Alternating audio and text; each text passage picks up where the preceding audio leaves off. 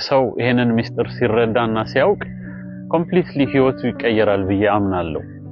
የእግዚአብሔር ቃል ምን ይላል? መኖሪያ የዘላለም አምላክ ነው፣ የዘላለም ክንዶቹ ከበታችህ ናቸው ይላል። መኖሪያ ብለን የምናስበው ነገርና ቦታ በእርግጥ መኖሪያችን አይደለም። መኖሪያችን እርሱ ራሱ እግዚአብሔር ነው። እኔ እድል ፈንታ ነኝ ይላል። I am your portion፣ ርስትህ እኔ ነኝ ይላል።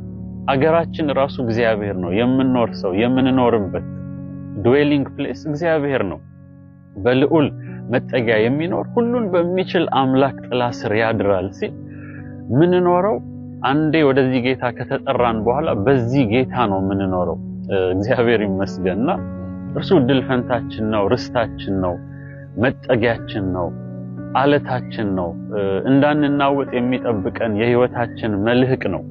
የማይሰበር ጽኑ ምርኩዝ ነው እግዚአብሔር እና የዚህ አምላክ ክንድ ከኛ በታች አለ። በፍጹም ልንወድቅ አንችልም።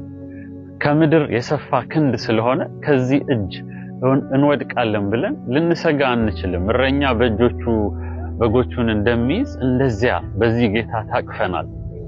ጳውሎስ አንድ ምስጢር አውቃለሁ ይላል። መብላትን አውቃለሁ፣ መራብን አውቃለሁ፣ መብዛትን አውቃለሁ፣ መጉደልን አውቃለሁ ብሎ በህይወት ከፍታና ዝቅታ እንዳለፈ ተናግሮ ኑሮዬ ይበቃኛል የማለትን ምስጢር ተምሬያለሁ ይላል። እና ይሄ ትልቅ ሴክሬት ነው ልናውቀው የሚገባ።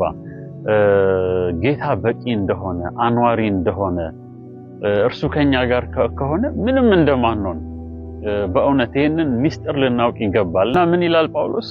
ኃይልን በሚሰጠኝ በክርስቶስ ሁሉን እችላለሁ። የትኛውንም የህይወት ሰርከምስታንስ አልፈዋለሁ፣ ሻገረዋለሁ ማለቱ ነውና ይሄ ምስጢር ሲገባን ከኢየሱስ ጋር ያለን ኢንቲመሲ ከሱ ጋር ያለን ቁርኝትና ህብረት ለመኖራችን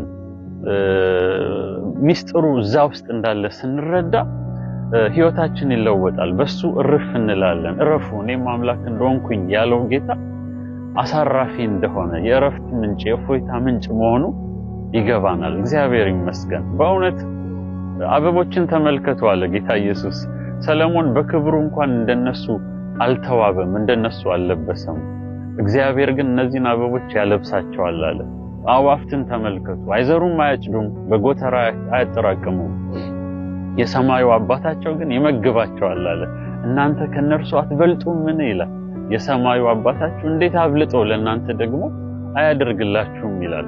እግዚአብሔር ይመስገን። በዚህ ጌታ ኮንቴንት የመሆን በዚህ ጌታ እርፍ የማለት አንተ በቂዬ ነህ፣ አንተን ካገኘው ቤቴ ሙሉ ነው፣ ህይወቴ ሙሉ ነው የሚለው ምስጢር ሲገባን ህይወታችን ይለወጣልና የኔ በእውነት ትልቁ ጸሎቴ ነውና ይሄን ጸሎት መጸለይ ይሁንልን። ይሄንን ምስጢር አብራልኝ።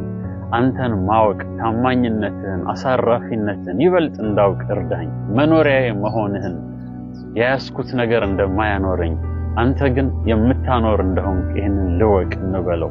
እግዚአብሔር አምላክ የተመሰገነ ይሁን። መልካም ቀን ይሁንላችሁ።